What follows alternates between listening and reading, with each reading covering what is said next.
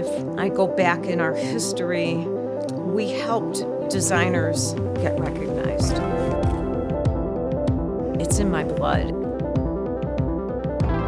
The history of our store, we started in 1876 in the thumb of Michigan. My great-grandfather, my grandfather and uncles, they often slept in a barn where they stored their goods. Eventually, they opened a store in Carroll, Michigan, and they moved the store to Detroit in 1907. In the 1920s, my great-uncle, Herman, was traveling by steamship over to Paris, and he just saw this need for what became the steamer coat. And there was a designer buddy of his in New York, Henry Fredericks, who was about to go broke. And my great-uncle Herman came back and said, "You really need to do this." So it was this really dramatic fox shawl collar and tweed with a tubular silhouette. It just took off, and Fredericks became a very wealthy man from that.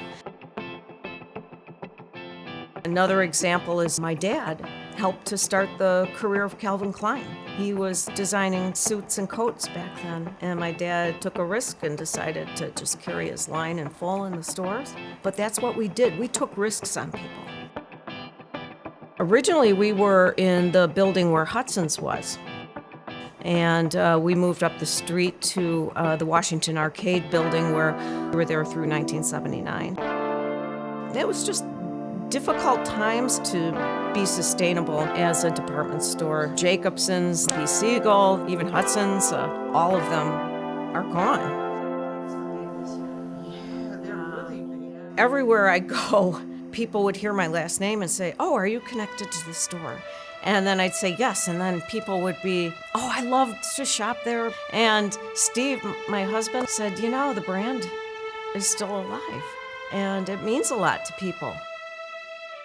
So in September of 1979, we closed our brick and mortar store. In November of 2018, we decided to bring it back out of hiatus, but in a new form. Conventional department stores, they all carry the same merchandise. And I think that people, because of the internet, are so much more knowledgeable about different cultures. And so we're able to bring to them the creations of these artisans worldwide. Overseas, we have Milani as our newest fashion partner. Sanji's mother, growing up in India, she's always had this artistic flair, and as she moved and became part of the Italian culture when she married her husband, there was influence on her as well. Her designs reflect a cross of those two cultures, and she's able to do designs and still tap into her network of artisans in India. So their work is really high quality.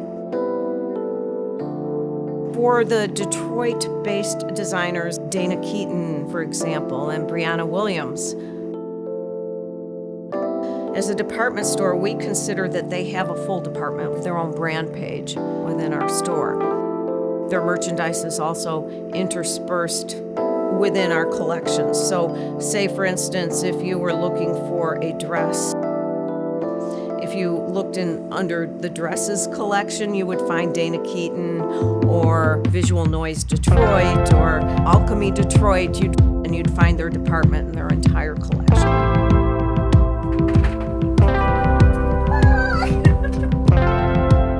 I feel that we can use this legacy of our brand to help people get the recognition they deserve. Our mission is bringing approachable luxury and indie fashion to the world.